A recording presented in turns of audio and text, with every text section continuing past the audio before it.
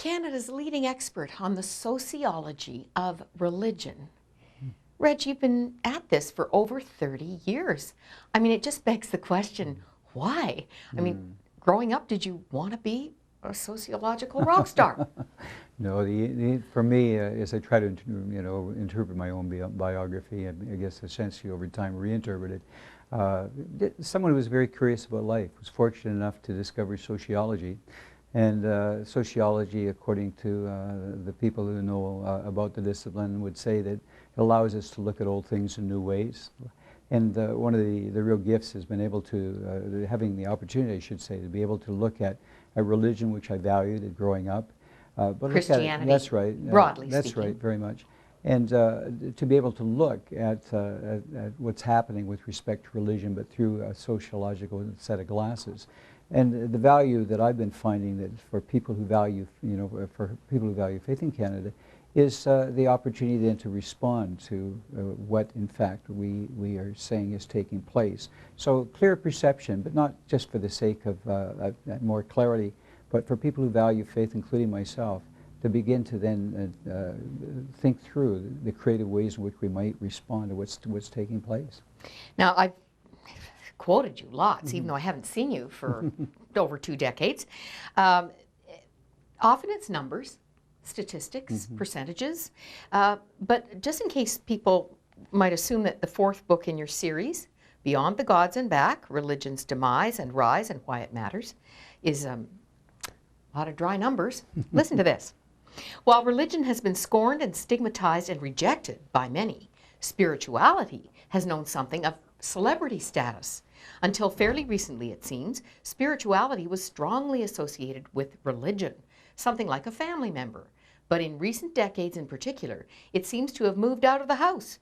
It's as if it had been something like Cinderella and finally has been freed from the grasp of the evil stepmother. Okay, is religion the evil stepmother? In the minds of many Canadians, it probably is. We find that when we're talking about the proportion of Canadians who are valuing religion in Canada, or these days we're maybe looking at roughly 1 in 3 people. But when we look at the whole area of spirituality, we find that more than 80% of Canadians readily acknowledge that they have spiritual needs. And so there's no question that spirituality is persisting, despite the skepticism, cynicism with respect to some regarding the future of religion. We're saying the future of spirituality certainly is not in question at all. Reg, who said, we are not human beings who are spiritual, we are spiritual beings who are human. So it's not surprising. No, I mean, one of the, oh, here, it's right here. One of the men you quote, The Holy Longing, Ron Rolheiser? Ron Rolheiser, yes. Did I get that right? Yes. He talks about all of us are born with a restlessness that is like a fire. Well, Augustine said that, didn't he? That's right, exactly. Almost a paraphrase of The heart of Augustine. every man is restless until it finds its rest in him. And spirituality alone isn't the answer, is it? Well, what's intriguing, Maura, about the way that people are conceptualizing spirituality in Canada is that it's just simply all over the place. Yeah. We don't just ask about spiritual needs, but we ask people, what do you mean by spiritual? And the tricky thing here is a lot of people who value organized religion expressions, for example, evangelical Christians, would immediately assume that that represents a tremendous opportunity for us because of the obvious needs. Over 80% again were saying they have spiritual needs, indicating that. The trick there is that so many of these people, when they express what they mean by spirituality, these expressions are so subjective. They're really hard to get a handle on. We had a major in philosophy who coded the question the first time around because the expression is just all over the place.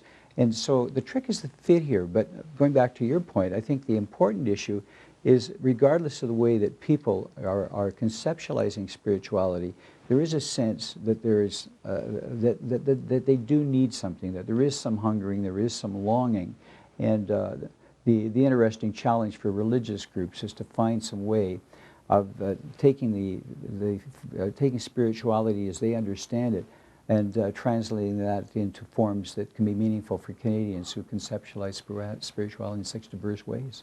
Now, you've said that teenagers, in your investigation, they do want religion, or significant spirituality later, when big life events happen. I mean, I think that's so typical of the teenage brain, for starters. They're not looking at big picture, are they? I jump in and say, though, that the teenagers are saying at this point in time, and we're looking at 15 to 19-year-olds, again, in the percentage isn't as high, but something over 60, the figure is something over 60%, are acknowledging that they also have spiritual needs. As they look to the future, what is fascinating is that even though only about 20–25% are attending services on a regular basis, as they anticipate things like marriage, would you believe that somewhere close to 85% are saying they're anticipating turning to religious groups when they want those kinds of ceremonies carried out? Birth-related ceremonies, death-related kinds of rites. And so even during those early years, 15 to 19, there is a high level of receptivity, it seems to me, to people who can provide some kind of responses with respect to how they conceptualize spirituality. And many of them are still thinking fairly conventionally about I think, the notion of spirituality. You've discovered that 50% of adults, 40% of teens would engage in church programs if we had the right ones. A very, very important finding, a common idea. I certainly had it, my background in Baptist ministry, is I assumed that if people weren't involved, many of them were disenchanted, many of them were angry with their churches and so on. And over the years of spending a lot of time with religious group leaders, I find that there's that kind of a defensive mentality that, you know, we've got this, a lot of people out there, you know, have such negative feelings that are starting to say we have this barrier that somehow we need to get through. No, when we, in a point-blank way, ask people, would you be receptive to greater involvement if you found it to be worthwhile? And we add in the adult surveys for yourself or your family, we get those figures that you're talking about, a high level of receptivity. The trick is earlier in our research, when we initially were asking that question, pretty naive about the level of positive response that we actually would get. So we didn't follow it up with anything. So you can appreciate for the next 5 years until we did the next national survey, people would say, well, what do people want? What do they have in mind? What would they find meaningful? Yeah. And we've been doing that now in subsequent surveys. And what we find is there are three things that are working. Well, three things that they really talk about. Talk about the importance of spiritual, you know, a response to their own spiritual needs. So spirituality. It shouldn't surprise anyone. We like to think the religious groups with integrity could respond to at least the issue of spiritual needs. But second, talking about personal needs. No one has to be reminded that as we get to know people, we find all of us are having times in our lives where we're experiencing personal needs of various kinds. So meeting a felt need. Yeah, definite felt needs, and even when people appear to have everything together, that you don't have to go very far to find that there are needs. And then the third area that they talk about is relational needs. And people are saying things, for example, I quoted this question, for example, in our last survey, and have a good feel for what people were saying. And we'd have grandmothers who would say, I'd be open to greater involvement if I found churches could do a better job of responding to my grandkids. We'd have people who would be saying, my marriage isn't going that well. If I could get some help with respect to my marriage, I'd be open to greater involvement. So spiritual needs, personal needs, relational needs. One of the things I've been emphasizing in recent years to groups is we don't find anything in our surveys that point to the fact that Canadians are in the market for churches. Having coded that item the last time that we asked the question, I can say that as I went through the responses, there wasn't one person in the country who said, when we asked the question again, what would you regard as worthwhile? They weren't talking about trying to find a good church or something like that. They're talking about ministry. And so what I've been stressing to leaders is Canadians are not looking for churches, they're looking for ministry. And if in fact we're going to respond to the large numbers of adults and teens who are saying that they're open to greater involvement, the key is going to be ministry, and starting with those three areas: spiritual needs, personal, and relational. You know, when I was a child, we're going back half a century, you were in church on Sunday. Mom, Dad, kids were gift wrapped. You know, everybody polished and looking their best, and particularly if your dad was a local businessman, as mine was.